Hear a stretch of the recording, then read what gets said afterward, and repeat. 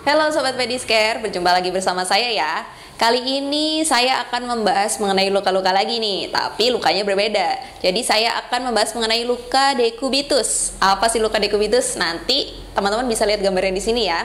Jadi luka dekubitus itu merupakan luka akibat terjadinya tekanan yang terlalu lama. Biasanya ini terjadi pada pasien-pasien dengan kondisi stroke, terus pasien-pasien yang tidak bisa mobilisasi secara mandiri ya. Jadi biasanya ini terjadi di bagian punggung, bisa juga terjadi bagian tumit, bisa juga terjadi di bagian siku-siku seperti ini ya. Jadi pokoknya ketika pasien itu terlentang terlalu lama, itu mengakibatkan pasien resiko terjadinya luka dekubitus.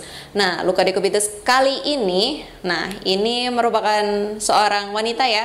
Jadi beliau ini sudah tidak bisa mobilisasi. Jadi posisinya pasien ini hanya terbaring di tempat tidur saja. Nah, untuk mengatasi luka pada pasien ini, kita menggunakan teknik 3M. Yang pertama, mencuci luka. Nah, kali ini kita mencuci lukanya tidak menggunakan sabun. Loh, kenapa nggak pakai sabun ya? Nah, karena di bagian luka dekubitus ini kan sulit ya untuk menggunakan sabun itu seperti apa, bagaimana caranya. Nah, untuk itu kita hanya menggunakan cairan antiseptik atau biasa kita menggunakan Octedin, Sterobak, atau Technodin. Nah, atau kita juga bisa menggunakan cairan NaCl, kita kompres-kompres saja ya. Nah, selanjutnya kita akan menggunakan M yang kedua. Apa nih? Yaitu membuang jaringan matinya. Nah, ketika teman-teman bisa lihat di ini ya, di bagian sini. Nah, kan pasien ini tidak ada jaringan matinya. Loh, kok bisa ya? Bisa dong, karena pasien ini sudah lukanya ini sudah 100% berwarna merah, sehingga sudah tidak ada si jaringan-jaringan matinya akibat kuman-kuman nakal. Nah, untuk itu kita tidak perlu membuang jaringan matinya. Nah, yang selanjutnya, M yang ketiga maksudnya ya, kita akan memilih dressing. Nah, sebelum memilih dressing, kita akan memilih topikal yang tepat untuk pasien ini. Karena posisinya ini pasien granulasinya 100% ya, kan masih ada resiko perdarahan, sehingga kita memerlukan yang namanya alginat. Nah, alginat ini kegunaannya untuk menghentikan perdarahan atau mengurangi resiko terjadinya perdarahan. Untuk terapinya kita menggunakan metcofazin dan iodosob. Nah, ini perpaduan yang sangat bagus ya. Jadi nanti teman-teman bisa mengaplikasikannya dengan cara metcofazin diinterfragmented di bagian alginat, kemudian teman-teman bisa menaburkan iodosob di atasnya. Nah, setelah itu kita tempel di bagian lukanya. Nah, setelah kita tempel, sudah terlihat, udah menempel semua nih, sudah menutupi bagian-bagian lukanya, teman-teman bisa menutupnya dengan foam.